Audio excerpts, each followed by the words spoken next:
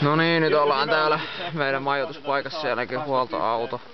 Valitettavasti en voi näyttää meidän ympäristöä tältä majoitusalueelta, kun tuolla vähän sataa, mutta siellä on Sallisen Ilkka. Mitkä on Ilkan ensimmäiset fiilikset?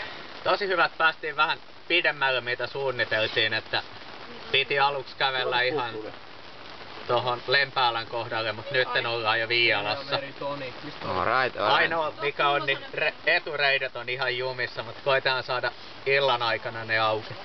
Vähän teltta vuotaa, muuten ihan jees. Joo, on täällä pieni tämmönen tähtitaivas, mutta se ei varmaan näy tässä videossa, mutta siellä se kuitenkin on. Sitten on meillä huoltojoukkoja täällä.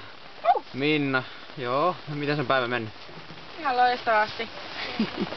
Mulla on mennyt aivan loistavasti. No varmasti, kun autossa körötellyt vaan koko päivä. Siinä. Mitäs Aki, onko asiat todella jees? Todella jees. Todella jees. Oli itse asiassa ihan hyvin. Ei oo paikat pahasti jumissa. Hyvä homma, hyvä homma. Sitten sieltä tulee Toni, meidän vesimaisteri. Kyllä. Onko hiki? Ei, mun linimenttiähän täydettiin eilen täällä, että pikkuhiljaa alkaa vaikuttaa. No niin, loistavaa. 35 kilometriä takana ja seuraavat huomenna ja taas vähän enemmän tiistaina ja keskiviikkona taas vähän enemmän. Ja jotenkin sillä lailla.